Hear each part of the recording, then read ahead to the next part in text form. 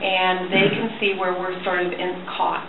Good. So one of the things that was one of the last things I heard was, you know, if you take a page from the rule book of what they've done in Detroit in certain areas, or Cleveland, or other large communities that have had different kinds of things happen to them, certainly there have been ways with CDBG where they've been able to try to begin the process of restoring.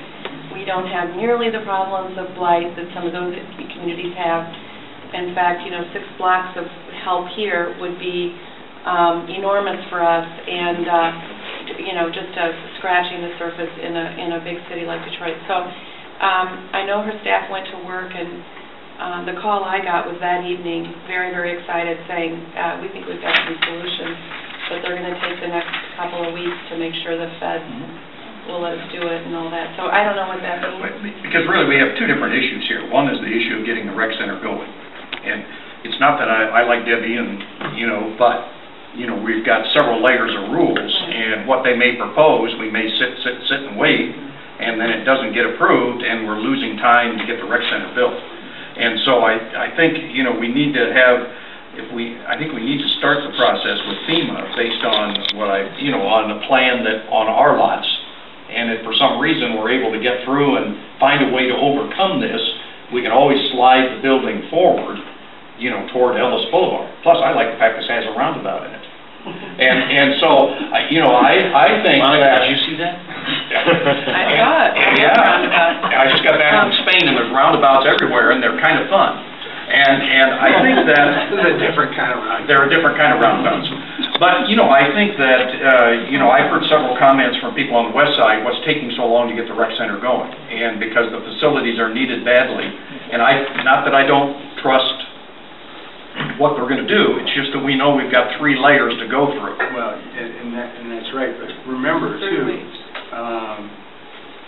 that in terms of the general issue of building the 100-year floodplain, I think, you know, the conversation we've had with IEDA is they're not going to entertain a general release, nor do they think they have the authority to entertain a general release of property in the 100-year floodplain for redevelopment. I don't want to leave that impression. Okay.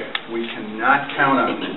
Right, what we talked to them about was very focused, was very targeted. And the targets that I laid out were the targets we went to them with.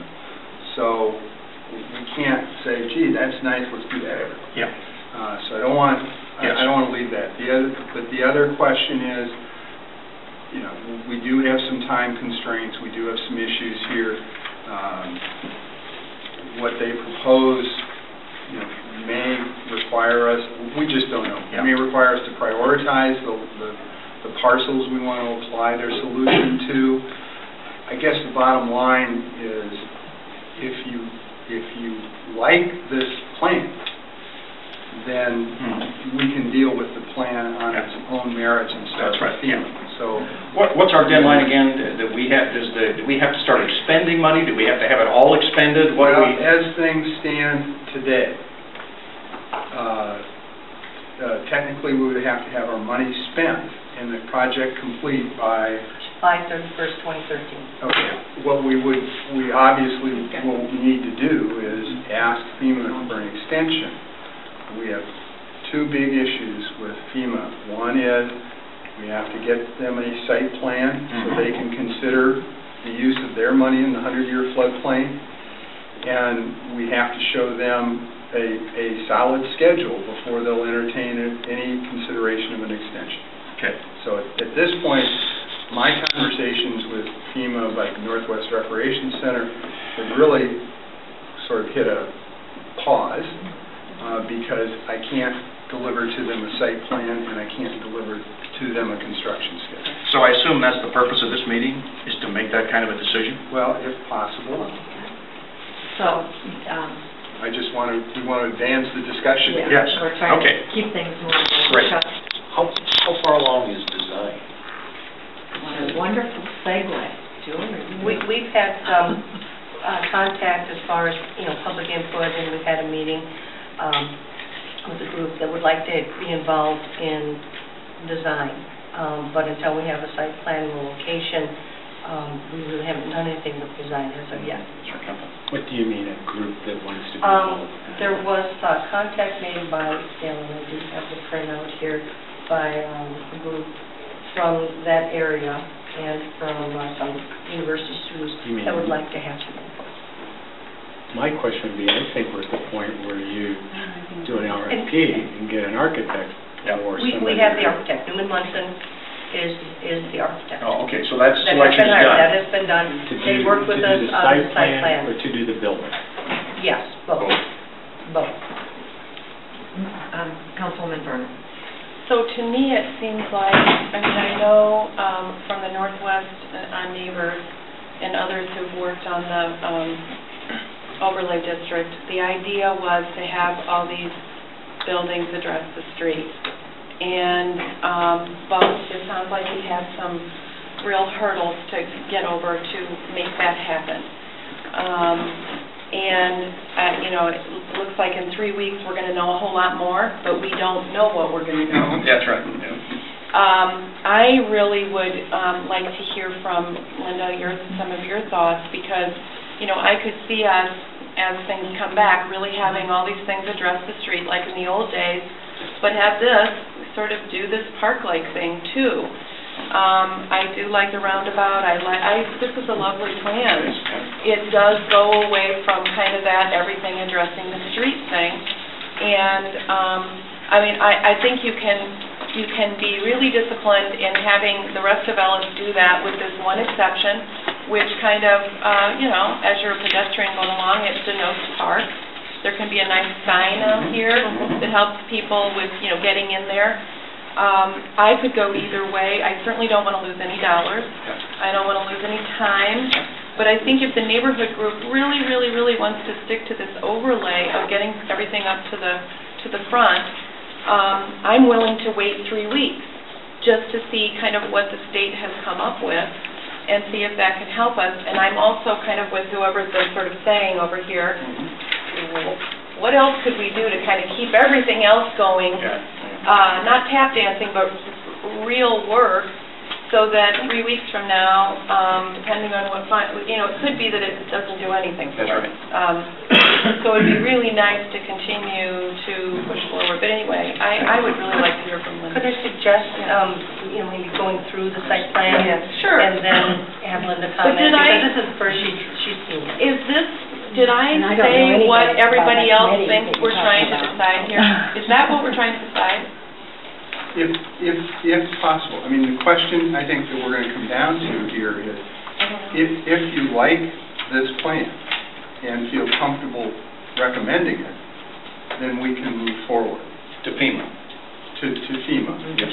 And with all the other activities. Can the architect move forward? Yeah. We can do all that.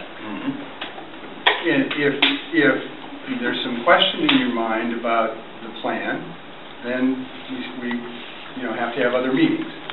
But I think that's where we are, and I think Councilman Verne's question about the neighborhood attitude is the right one, but I think if we walk through the plan and see what the reaction is. So Julie, let's go ahead and have you walk through the plan then and show us what you think is coming to us. All right, and as we mentioned, Newman Munson, the architect that was hired to do this work, and the person on the bicycle, the woman up in front, they are on Ellis Boulevard. So this is the welcoming view from Ellis that you see, and the building then is behind it's off J, just past 6th Street, on city-owned parcel, not on CDBG funded parcel. So this is the view that you would have as you would be walking along Ellis Boulevard or driving along Ellis Boulevard. How did you get the 2 pictures of Scott Olson and Chuck Swartz, those 2 big-haired guys in the corner there? I don't know. I thought one was riding a bike. One guy's got too much hair. Must be an old picture.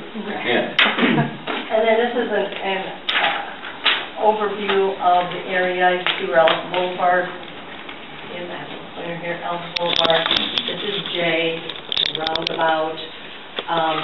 This is K. You could approach the center of K. A or off of I into the parking lots on either side, so it's not facing the front by Ellis Boulevard. What we would have is green open spaces, very inviting from Ellis Boulevard, and then we would have the center here on city-owned property.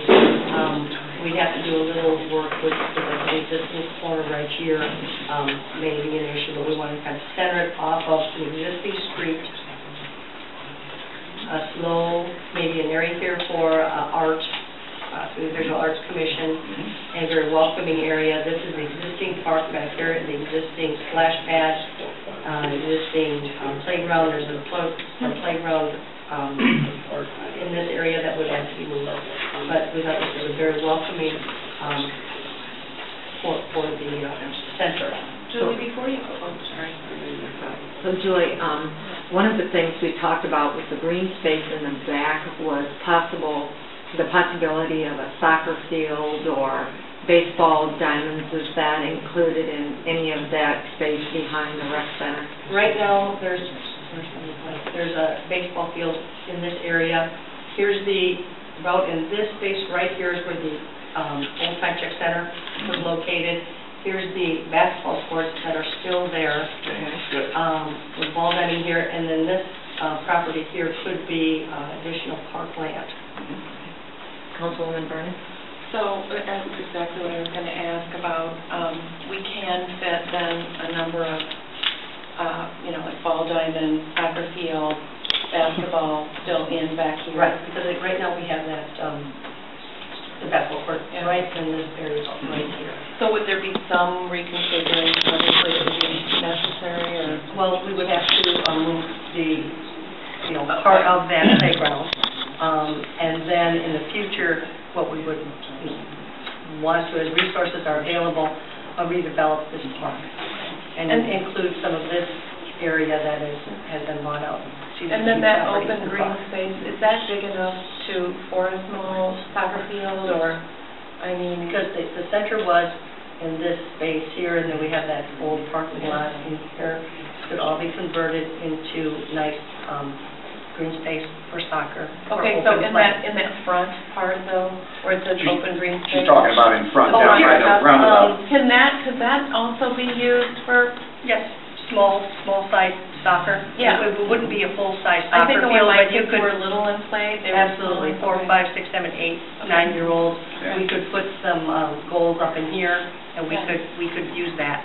We could use that for picnic area. We could use that for putting up a small stage for community events. Thank you. Thank you, Councilwoman Burnett. Pass.